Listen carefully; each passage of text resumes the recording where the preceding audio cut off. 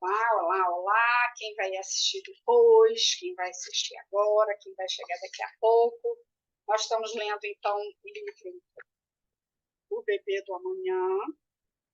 Para quem acompanha, hoje a gente vai começar, para quem tem um livro físico, né? Hoje a gente vai começar o capítulo 3, que é Os Fatores que Estressam a Mãe e o Bebê na Barriga. Esse é um livro de Thomas Verne e ele tem 13 capítulos. Nós estamos, então, chegando no terceiro capítulo. Os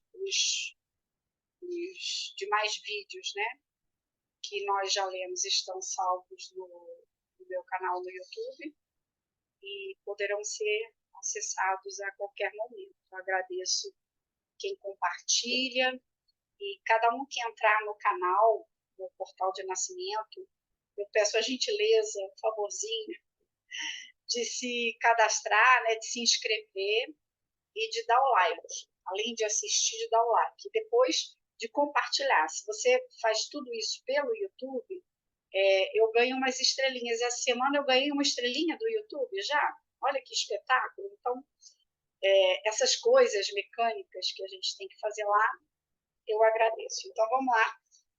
Capítulo 3, os fatores que estressam a mãe e o bebê na barriga.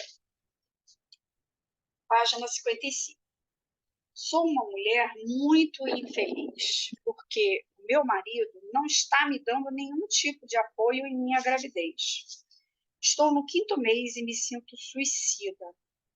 Não quero enfrentar a vida da mãe solteira, principalmente se o meu bebê for emocionalmente instável ou retardado mentalmente.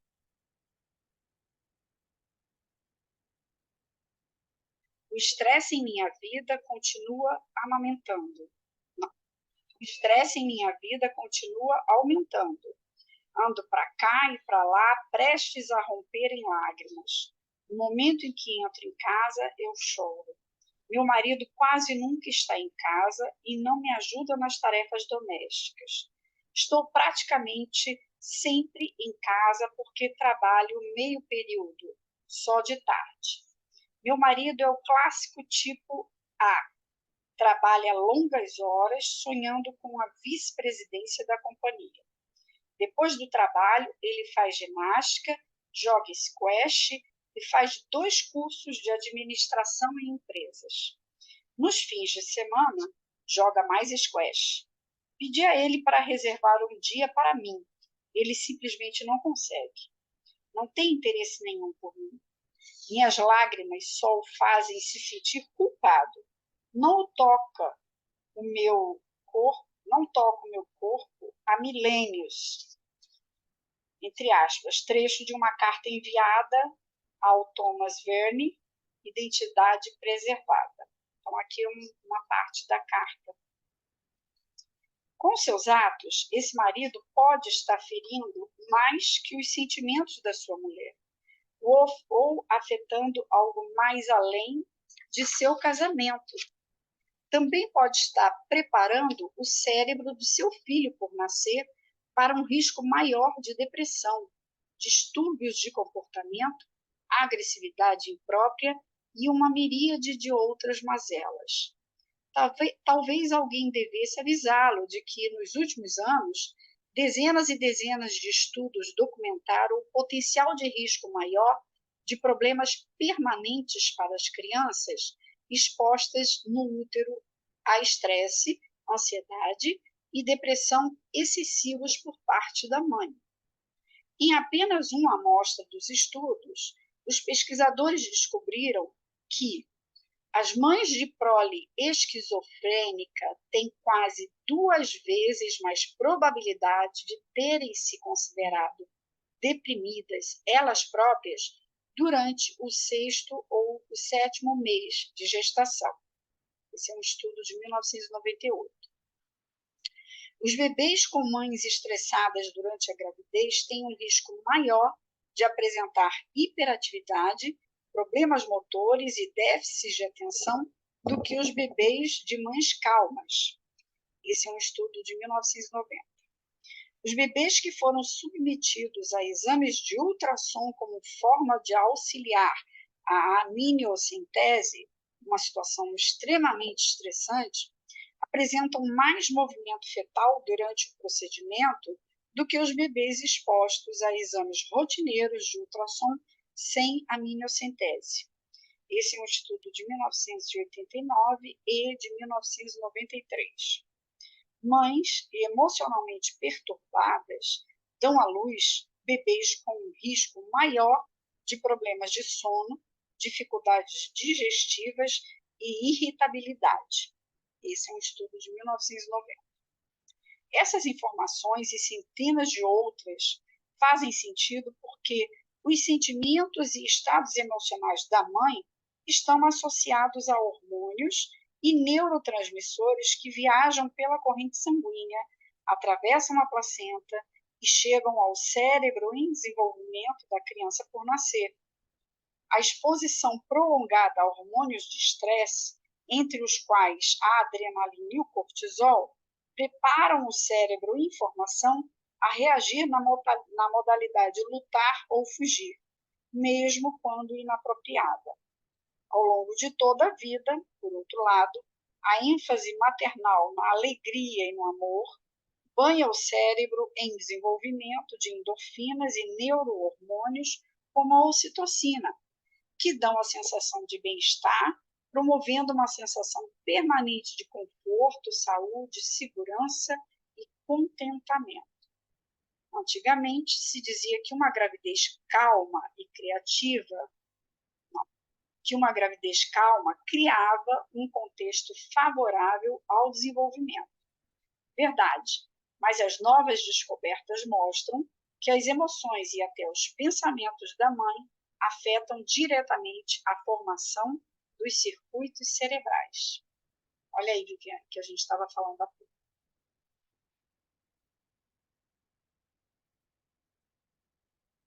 Subtítulo: Estresse materno.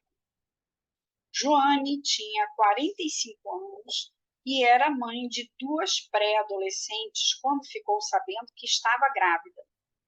Infelizmente, uma das 2 filhas tinha problemas de aprendizado e exigia muita atenção.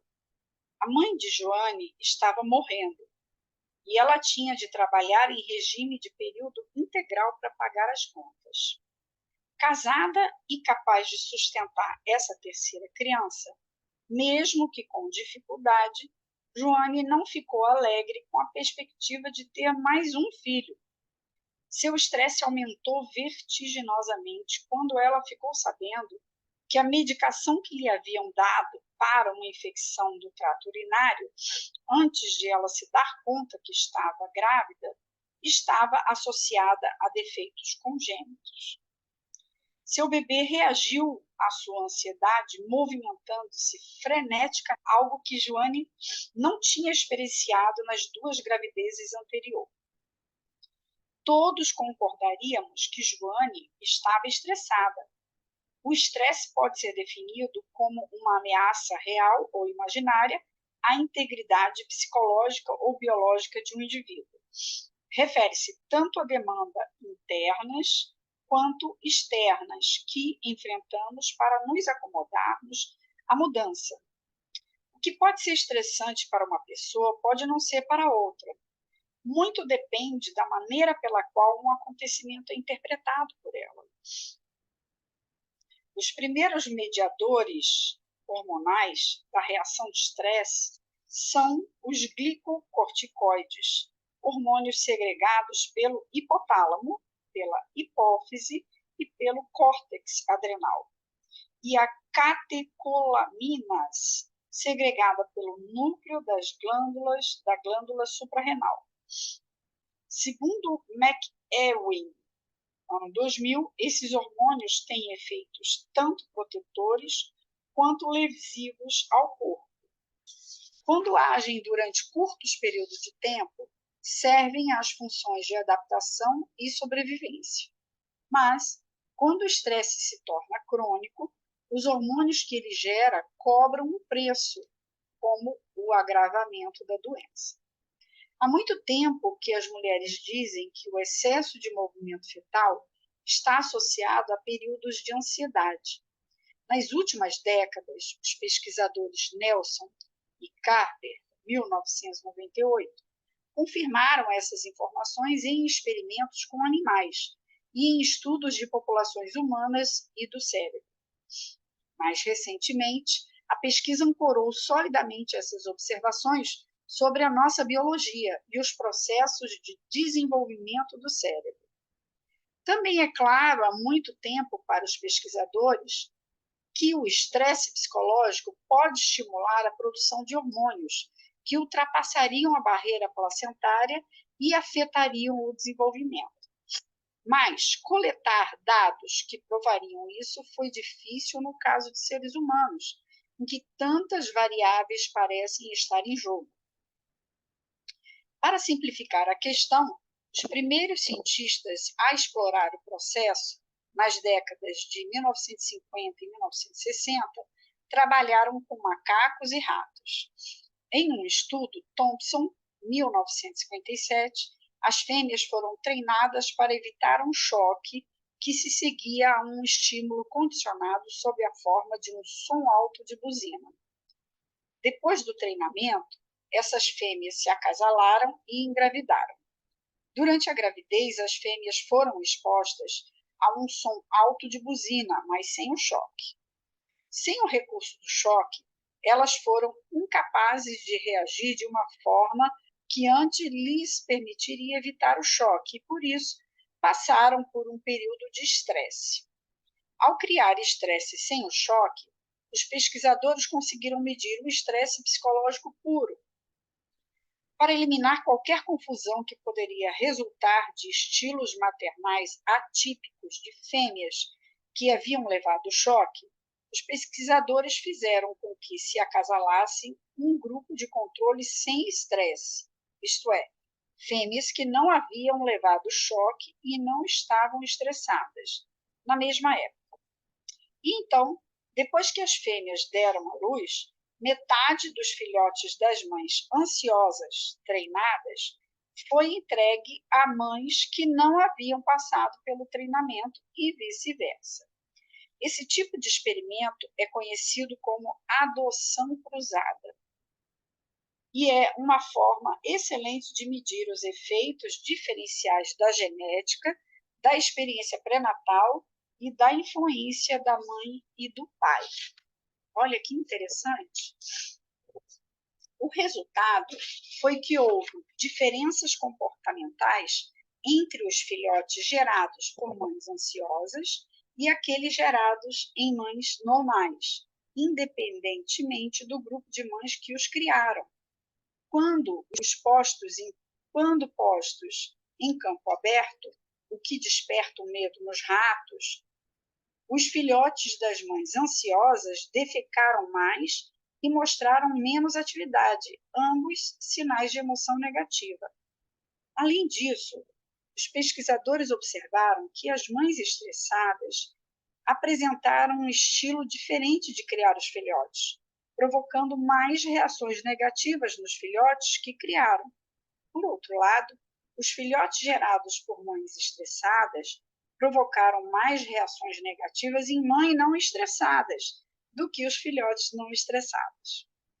Nos anos seguintes, olha que interessante, né? Bem rapidinho, né? Uma das partes tem um alto nível de estresse e esse estresse contamina a outra parte, independente se é o bebê ou se é a mãe. Não é interessante isso? Nos anos seguintes, Thompson e Cole, 1962, usaram um grande número de fatores estressantes de manipulação à exposição à luz, passando pela restrição. Também repetiram o experimento com macacos, obtendo resultados semelhantes. Elas por elas, o trabalho com animais de um grande número de espécies mostrou que o estresse psicológico durante a gravidez produz mudanças indesejáveis duradouras tanto nas mães quanto na prole. Outra pesquisa mostrou que essas descobertas também se aplicam aos seres humanos. Um exemplo, Patrick 1993, pesquisadores da Universidade de Irvine, na Califórnia, estudaram 156 crianças por nascer para medir o impacto do estresse materno. Primeiro, ele tirou amostras de sangue das mulheres grávidas e pediu-lhes para preencher questionários sobre o seu estado emocional. Depois, estimulou moderadamente os fetos através do abdômen da mãe e mediu a velocidade dos batimentos cardíacos do feto para detectar o impacto sobre a criança por nascer. O ritmo dos batimentos cardíacos aumentou significativamente e manteve-se alto durante mais tempo nas mulheres grávidas com os níveis mais elevados de hormônios do estresse. As mulheres que tinham desejado a gravidez, que tinham autoestima e apoio social suficiente, tiveram os bebês mais calmos, aqueles cujos batimentos cardíacos voltaram ao normal em menos tempo. Além disso, as mães já sob estresse reagem a um novo fator estressante de forma mais intensa, liberando hormônios que afetam adversamente o feto. O comum que é efeito dominó, né? A bola de neve. É bom lembrar que reações prolongadas de aumento da velocidade dos batimentos cardíacos do feto foram associadas, em outros estudos, a um risco maior de doença cardíaca e diabetes. Em outro estudo, Vadua, 1998, descobriu uma conexão significativa entre o estresse pré-natal e o resultado da gravidez, como pouco peso ao nascer e parto prematuro. Observando essas questões num grupo de 90 mulheres grávidas sob cuidados médicos, avaliou o estresse de acordo com 5 critérios. Primeiro critério, um acontecimento que transforma a vida. Esse tipo de fator estressante inclui tudo, de mudança de emprego, a mudança de status conjugal e a mudança de casa. Segundo, brigas constantes. Os sujeitos do experimento sofreram com falta de dinheiro, excesso de trabalho ou cuidados com parentes enfermos, acúmulo de pequenas desavenças na vida cotidiana. Terceiro, estresse crônico. Aqueles que se sentem ansiosos constantemente em relação à vida cotidiana podem ter uma doença crônica, assim como aqueles que consideram a vida imprevisível, incontrolável e se sentem sobrecarregados. Quarto, sintomas psicológicos e físicos.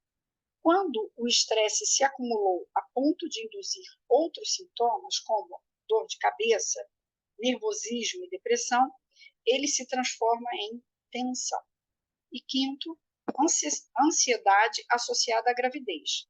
Aqui, Vadua, 1998, avaliou os temores e a ansiedade da mãe relacionada à saúde do bebê, ao trabalho de parto e ao processo de nascimento como um todo, e ao obstetra e outros profissionais da saúde. Dos 5 fatores, Vadua descobriu que 2 serviam particularmente para prever resultados adversos na hora do parto. As mulheres que disseram ter tido um nível mais elevado de estresse devido a um desses acontecimentos que transformam a vida, tiveram uma tendência maior a ter bebês com pouco peso ao nascer. E aqueles com níveis altos de ansiedade durante a gravidez tiveram a tendência maior a entrar em trabalho de parto mais cedo. Quando fatores como fumar, beber e usar drogas foram levados em conta, foi descoberto que o estresse devido a acontecimentos que transformam a vida e ansiedade durante a gravidez foram elementos significativos para prever, respectivamente, o nascimento de bebês com pouco peso e a idade gestacional na hora do parto. Na verdade, as relações seguiram uma progressão matemática. Cada aumento de ansiedade, o peso e a idade gestacional diminuíam em quantidades específicas e consistentes. Como os pacientes eram gente muito abastada e, por isso, mais resistente a certos tipos de estresse, Vádua sugere que, na realidade, esse efeito pode ser bem maior na população em geral. Mergulhando ainda mais nos detalhes, um grupo de pesquisadores de Michigan, Cali e Cole, 1993, descobriu que os problemas monetários e familiares de mulheres grávidas de renda mais baixa ou solteiras criavam tanto estresse que aumentavam o risco de aborto espontâneo. Mas suas descobertas também tiveram um lado positivo. Mulheres estressadas com apoio emocional pareciam evitar as piores consequências. O impacto da pressão ambiental é reversível, indica o seu estudo, graças ao reconhecimento do problema e de muito apoio. Essas descobertas são coerentes com numerosos estudos em grande escala sobre o estresse pré-natal. Um estudo com mulheres dinamarquesas, de 1992, associou o estresse generalizado, principalmente a ansiedade e a depressão, na 13ª semana de gravidez, com risco de parto prematuro. Num estudo com mulheres grávidas do Alabama, Cooper, Goldenberg, 1996, o estresse, a ansiedade e a depressão da mãe foram associados a bebês nascidos com pouco peso. Outro grupo de pesquisa descobriu que uma mudança nas circunstâncias da vida entre o segundo e o terceiro trimestres de gravidez levava a pouco peso no parto. Subtítulo: Os hormônios do estresse e o cérebro. Se vocês quiserem fazer observações, é só falar, tá, queridas? Essas descobertas sobre os efeitos do estresse se baseiam claramente no fluxo e refluxo dos hormônios e, em última instância, na arquitetura do cérebro. Entre as reações bem documentadas ao estresse fisiológico, temos o desequilíbrio no sistema nervoso autônomo e problemas com hormônios produzidos pelo hipotálamo, pela hipófise, pelas suprarrenais, eixo hipotálamo e hipófise suprarrenais, ou HHSF. Durante a gravidez, esses problemas têm implicações claras para a saúde do feto, como documentam estudos com um grande número de espécies.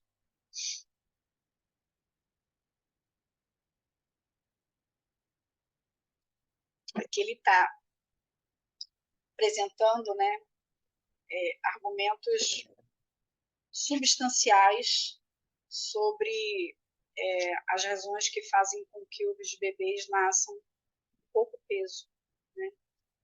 E também a diminuição de líquido amniótico. Eu não sei se ele vai falar, ele deve falar em algum momento, mas esses mesmos estresses causam diminuição de líquido amniótico.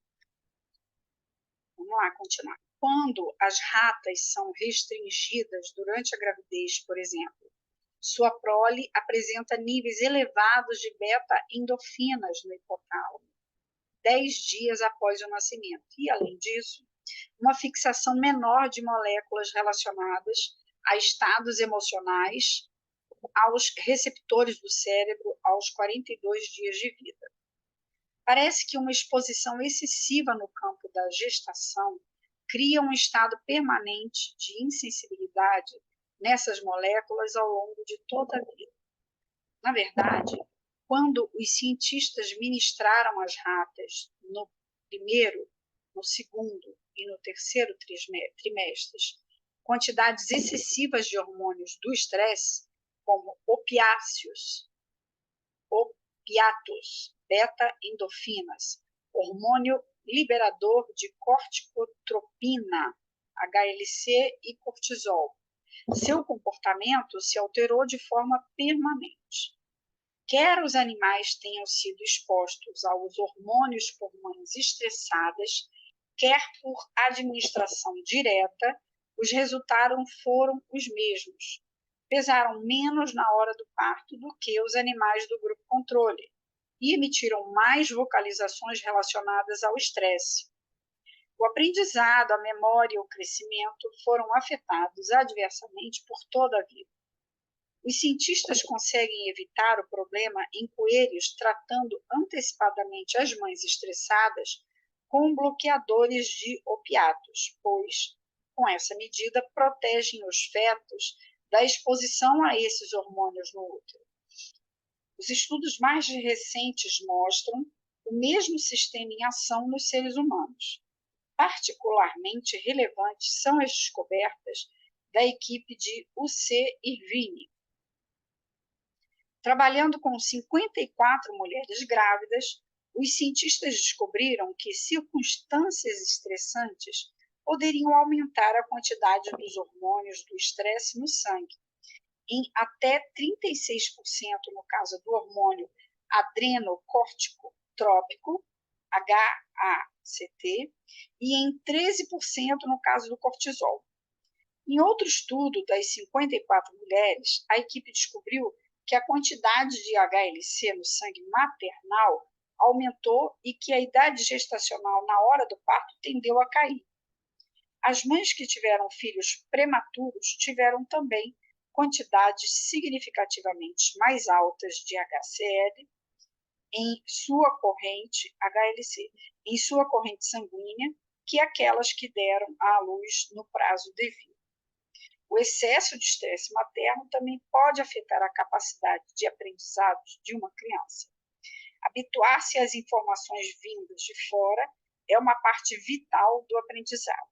Afinal de contas, se tivéssemos que reagir ao mesmo som ou ao mesmo cheiro de forma igualmente intensa vezes e vezes seguidas, nossos sentidos ficariam sobrecarregados.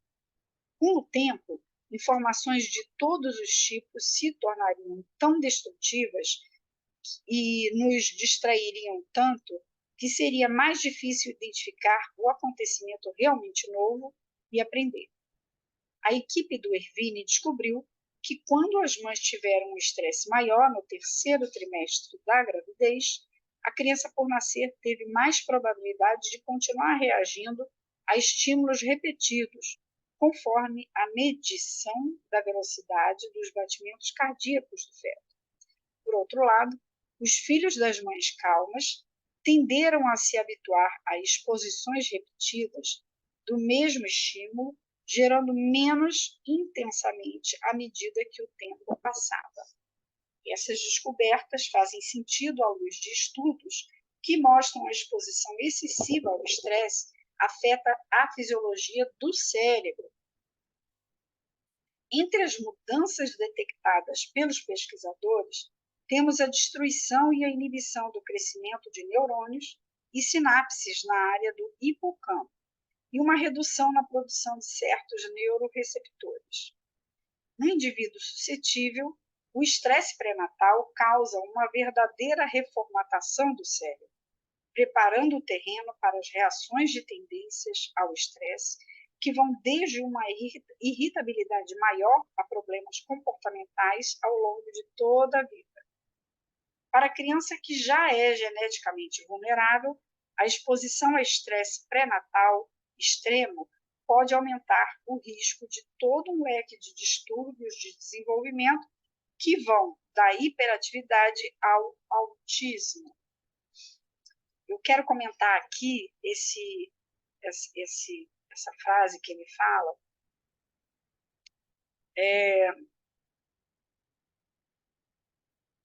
que a criança cuja mãe teve estresse tende a repetir esse mesmo estresse quando recebe um estímulo igual. Ou seja, a memória do estresse passa para o bebê. Ou seja, nós, aqui nessa roda, e as pessoas que vão ouvir, nós temos respostas a estímulos desde quando ainda estávamos no útero da nossa mãe, se elas vivenciaram estresses, que é uma coisa certa e garantida se ela mora no planeta Terra junto com a gente. Né? Então, qualquer estímulo, né, que a mãe recebeu durante a gestação vai ter um momento de gatilho na vida desse ser que vai nascer. E esse momento não necessariamente é nos primeiros anos de vida. Pode ser, mas não necessariamente. A qualquer momento que eu receba um gatilho igual a que minha mãe recebeu quando eu estava no útero dela, olha que louco, eu vou reagir ao estresse que eu vivi dentro do útero da minha mãe. Louco, né? E se eu pensar que lá dentro do útero da minha mãe, eu, mulher, já tinha os óvulos dos meus bebês, isso pode ser transgeracional, como a queridíssima doutora Eleanor Luzzi sempre fala, né? Dos estresses transgeracionais, né? Isso está no campo mórfico, está no DNA e está nos nossos músculos como memórias. Se alguém quiser complementar, eu vou passar para o terceiro, para o próximo subtítulo. Alguém quer comentar? Vou ali aqui. Então, subtítulo: Estresse materno e orientação sexual. Lá vamos nós. Uma das descobertas mais impactantes da neurociência do desenvolvimento foi que a superabundância de hormônios de estresse pode influenciar o gênero do cérebro. Esse é um estudo de 1998. Já sabemos que o cérebro, junto com o corpo, assume sua natureza sexual, em parte por meio da exposição à dose certa do hormônio sexual andrógeno durante um período crítico bem definido antes do parto. Mas, na verdade, a história é mais complexa. Estamos descobrindo agora que, embora o cérebro masculino seja distinto do feminino, cada indivíduo possui os circuitos iniciais tanto para o comportamento masculino quanto para o feminino. Os hormônios do desenvolvimento agem em comum acordo com os genes por meio de períodos sensíveis no útero e depois, durante a puberdade, para induzir comportamentos típicos de cada sexo em graus diferentes para cada indivíduo. A gradação da sexualidade permite muitos tipos intermediários dentro do seu leque e é aí que está a maioria dos indivíduos. Em sua obra convincente intitulada Neurociência Afetiva, de 1998, o neurocientista Jack Panksepp apresenta sua argumentação em favor da existência não só de 2, mas de 4 sexos, com base no fluxo de hormônios esteroides através do cérebro do feto. O andrógeno é, conforme se viu, apenas um gatilho de uma miríade de acontecimentos formativos que envolve 2 esteroides derivados, o estrogênio e a dihidrotestosterona. Embora o estrógeno seja popularmente considerado o hormônio feminino, no útero ele é masculinizante. É só quando a testosterona se converte em estrógeno que o cérebro fetal recebe o último sinal para assumir uma estrutura masculina. Da mesma forma, a testosterona tem de se converter em DHT, que é aquele dihidrotestosterona. Então, da mesma forma, a testosterona tem de se converter em DHT antes do corpo fetal completar sua viagem rumo à feminilidade. Entre aspas, várias formas de homossexualidade e bissexualidade são promovidas quando ocorrem erros nos vários pontos de controle desses processos bioquímicos. Vamos começar do começo. Todos os embriões começam a vida com forma feminina, mas a aplicação de hormônios esteroides em pontos críticos da gestação altera o desenvolvimento, de tal maneira que, para os embriões com cromossomo Y, o corpo e o cérebro ficam masculinos.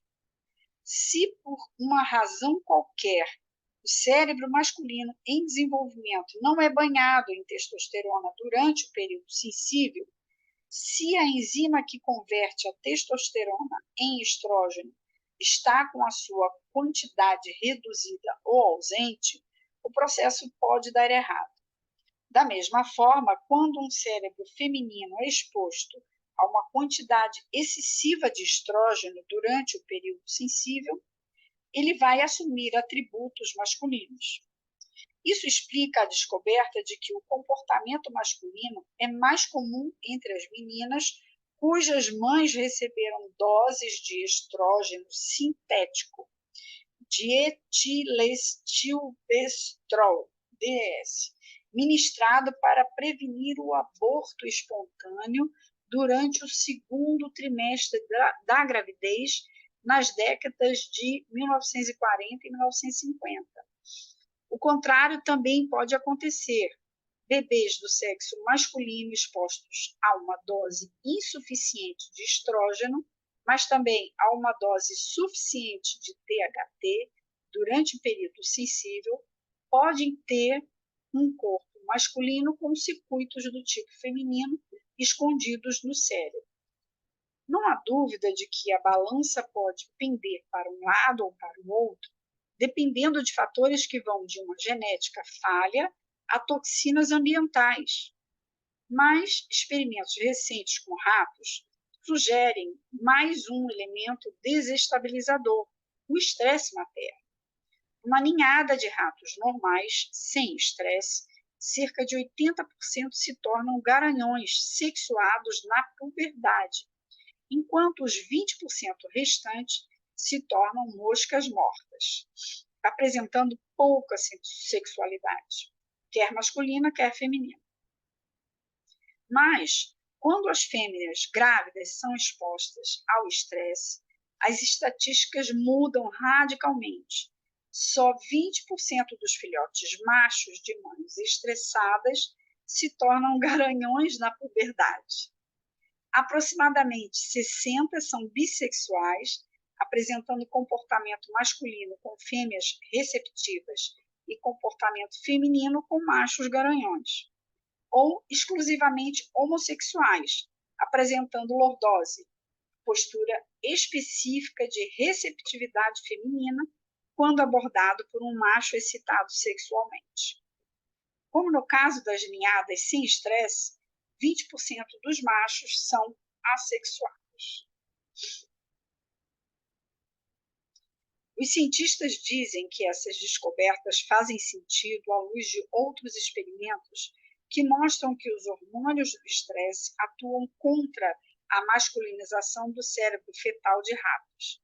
A cadeia de eventos é posta em movimento quando a liberação excessiva de beta-endorfinas por mães estressadas provoca uma segregação prematura de testosterona. Em situações de estresse materno, a cascata crítica de eventos é desfeita, de modo que o auge da segregação de testosterona ocorre vários dias antes do que deveria. Quando os tecidos do cérebro ainda não estão prontos para receber a mensagem organizadora. É como se o obturador da câmera tivesse sido clicado sem que a tampa da lente tivesse sido retirada. Embora uma quantidade suficiente de testosterona tenha sido produzida, ela simplesmente chega cedo demais e a imagem neural de masculinidade não é impressa adequadamente no cérebro. Esse é um estudo de 1998, página 238.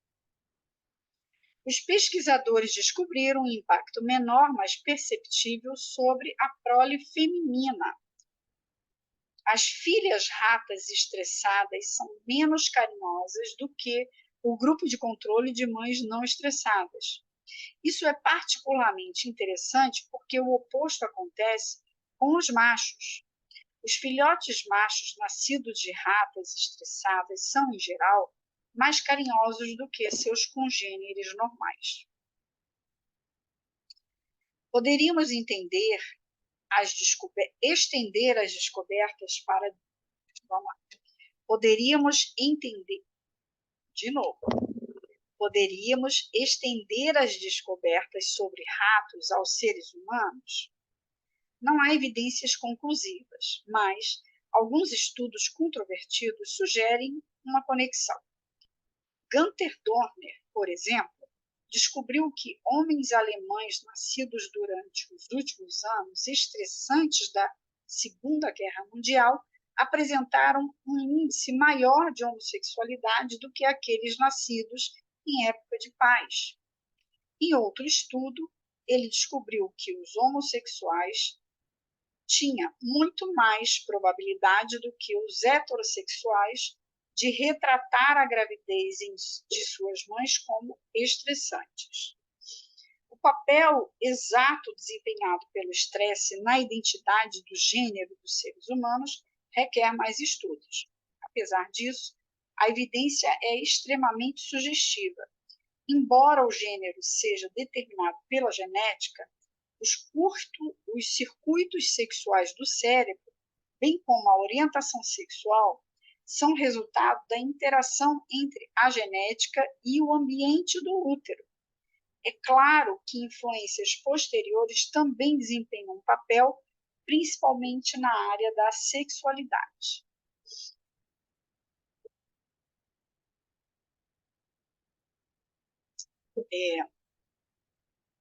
Resumindo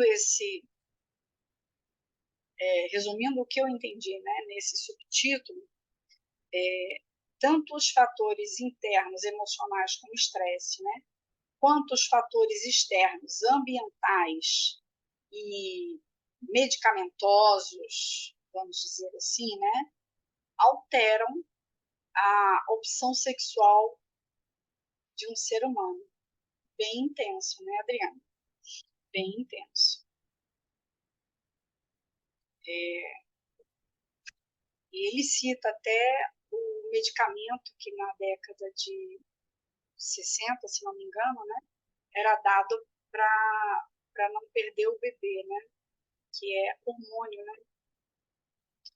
Quantos hormônios a gente consome direto ou indiretamente?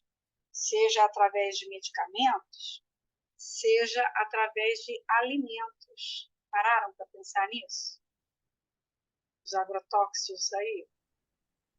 Isso explica a quantidade, né, de pessoas cada vez maiores, né, dessa questão, né, da homossexualidade. E sempre, e na maioria dos casos, uma homossexualidade tendendo a feminina, né, a ser feminino, né? É um número muito maior de homens tendendo a ser afeminados do que mulher a ser masculinizadas. Eu não sei se tem essa proporção ou não, mas enfim, eu fico pensando todos os lugares onde a gente consome hormônios que a gente nem sabe. Por exemplo, os alimentos com agrotóxico. Olha quanto hormônio a gente consome através dos agrotóxicos, né? E é uma coisa que está abafado, né? Abafado, Sim. mas que é um trabalho bem feito, com um propósito bem identificado, eu acredito. Isso porque em muitos outros países os agrotóxicos são proibidos, né? E aqui no Brasil eles ainda usam em grande escala. Aqui é mais frouxo um pouquinho, né? E vamos nós para o próximo subtítulo. Muito interessante, né? Esse capítulo é forte, né? O impacto da depressão materna. É um novo subtítulo. Quando eu era um feto de 7 meses, passei com minha mãe por todo o processo de morte de seu filho de 3 anos. Sob o relaxamento profundo da auto-hipnose, surpreendi-me gritando certo dia: eu não queria que Charlie morresse, muitas e muitas vezes. Eu nem desconfiava que tinha essa ideia no meu subconsciente. nem que eu havia sentido a culpa e o luto da minha mãe. Trecho de uma carta enviada a Thomas Verne, identidade preservada. Se o estresse é devastador, não deveria surpreender que a depressão durante a gravidez também possa ter consequências indesejáveis. Em seu estudo com 1.123 mães, Zuckerman, 1990, de Boston, classificaram a depressão durante a gravidez por meio de índices de iniciativa, apetite, insônia e sentimentos de solidão. Depois do nascimento, pediatras sem nenhum conhecimento da história pré-natal das mães examinaram os bebês do grupo de estudos. Os cientistas descobriram que as mães deprimidas tiveram mais probabilidade de ter bebês que choravam excessivamente e eram difíceis de consolar. E quanto mais deprimida a mãe, tanto mais irritável o recém-nascido. Essas descobertas fizeram sentido para os pesquisadores. As mães deprimidas tinham grande quantidade de hormônio do estresse, norepinefrina, em sua corrente sanguínea, assim como outras substâncias bioquímicas transportadas pelo sangue. A norepinefrina certamente atravessa a placenta para chegar à corrente sanguínea da criança por nascer. Na verdade, outro estudo, Jaws, e um outro nome complicado aqui, de 1998, encontrou quantidades elevadas de norepinefrina em recém-nascidos nervosos. Por fim, os sintomas da depressão levaram a uma miríade de comportamentos destrutivos: fumar, pouco ganho de peso e o uso de álcool e cocaína. Acontece muitas vezes, observaram esses dois cientistas, que a depressão durante a gravidez continua como depressão pós-parto. E esse problema pode ser exacerbado por um bebê irritável. Uma mãe deprimida que tem dificuldade de interagir e de cuidar com seu recém-nascido pode ficar mais debilitada ainda com um choro incessante, alimentando o ciclo da depressão e tornando ainda mais difícil para a mãe e o bebê criarem um vínculo. Eu já acompanhei casos assim, bem difícil. A menos que esse sistema autorreforçador seja interrompido, é desencadeado um ciclo de depressão e irritabilidade transmitido primeiro pela mãe ao filho quando ele estava no útero. Um estudo recente sobre a gravidez na adolescência, Oniratis et al., 1998, confirma essa conclusão. A montanha-russa da gravidez na adolescência prepara o terreno para emoções negativas, entre as quais a depressão é a principal.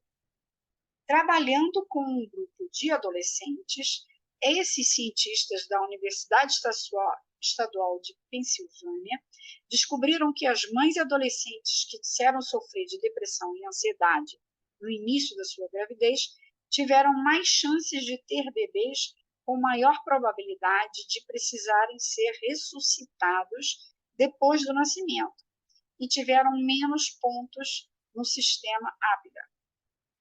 Um dado interessante é que muitas dessas adolescentes deprimidas e estressadíssimas tiveram um trabalho de parto, um parto extraordinariamente bem-sucedidos, associados a muitas vezes com um estado emocional positivo durante a gravidez. No meio de seu trauma, o que foi que elas fizeram certo?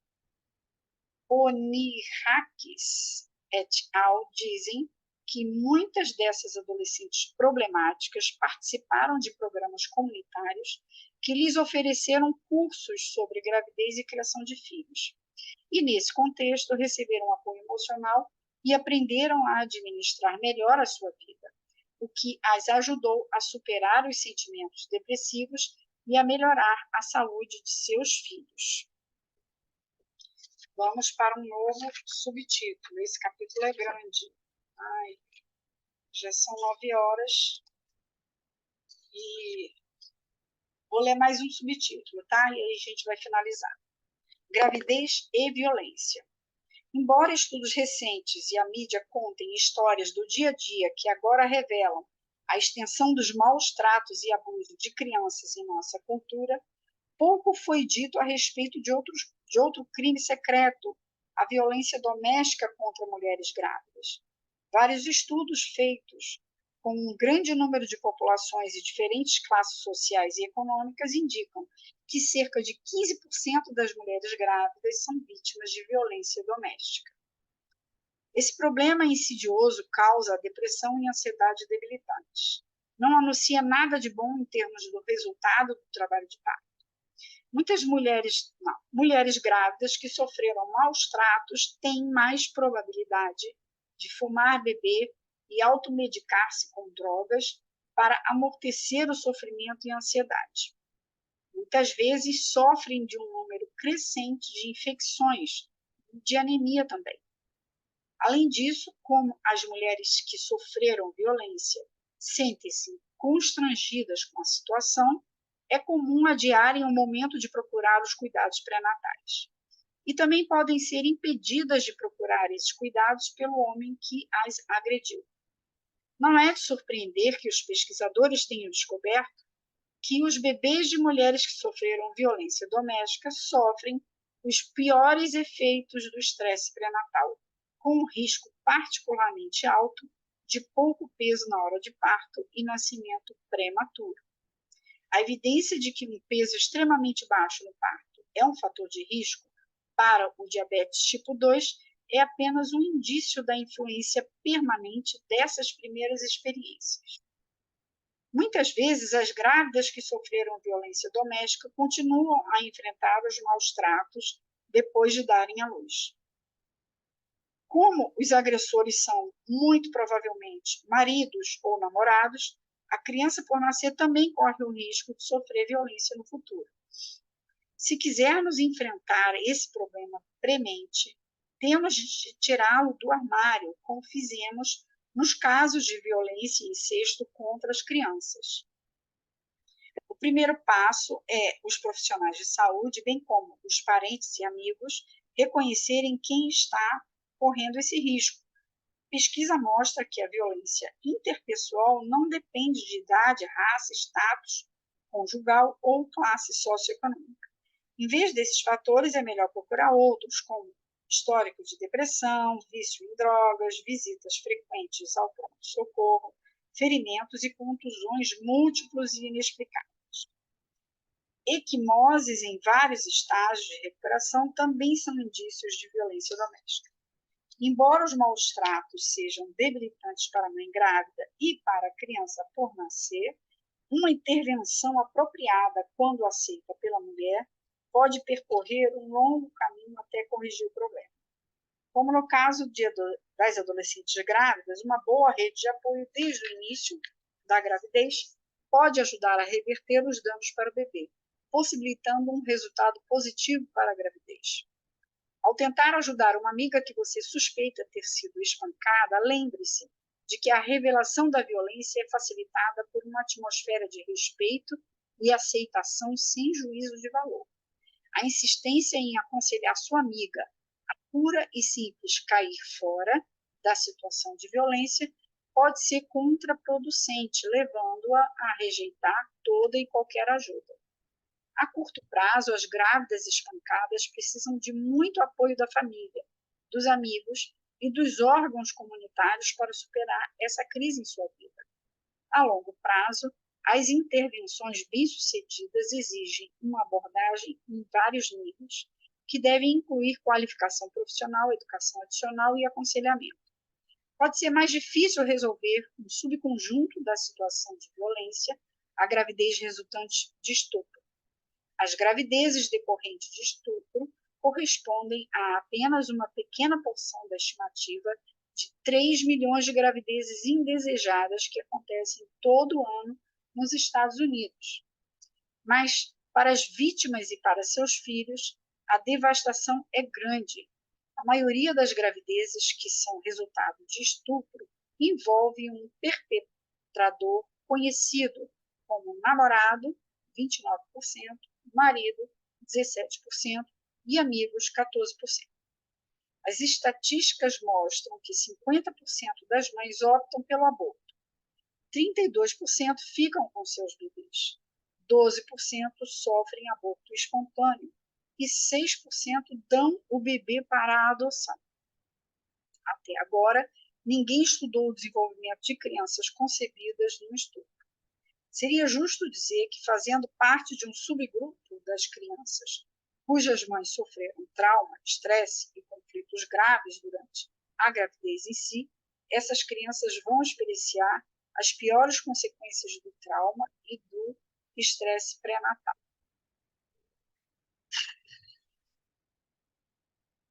Pesado, né? Pesado, a gente está falando de depressão, violência sexual. Nossa. Esse subcapítulo chama Fatores que estressam a mãe e o bebê na barriga.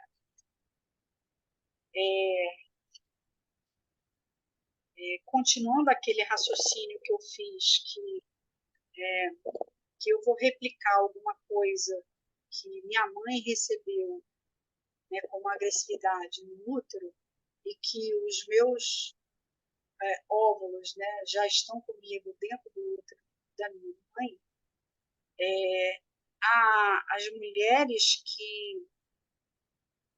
que vivem a violência doméstica têm esse registro na sua ancestralidade, por isso não conseguem sair rapidamente. É um registro que isso é normal, isso é comum. Enfim, é uma repetição de um padrão de violência, né? E aí vão violentar seus bebês, né? Vão bater, gritar. Enfim, às vezes eu penso que a gente está vendo um milagre e que não é mole não. Vocês querem fazer algum comentário? Vamos fechar a leitura. Agradecer a vocês que estiveram aqui. E vamos replicar, né? Isso é importante que pessoas ouçam. Estava falando do outro assunto da homossexualidade que estava intenso, pesado, entrou em outro mais pesado ainda. Tá intenso esse tema aí, Esse viu? capítulo 3, né? Esse livro, lembra que no primeiro dia eu falei que é um livro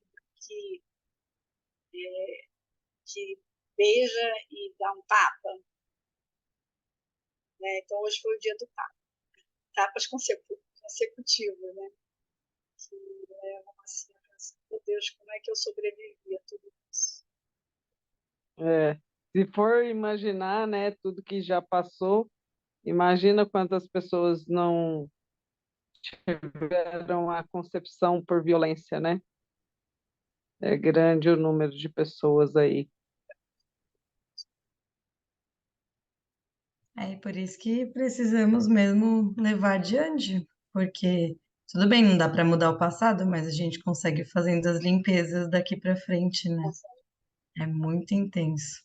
É muito intenso. Aconteceu, aconteceu, né? Não tem como ignorar, mas é possível transmutar algumas coisas, né? Né? Com esse tanto de terapia que a gente está tendo acesso, né?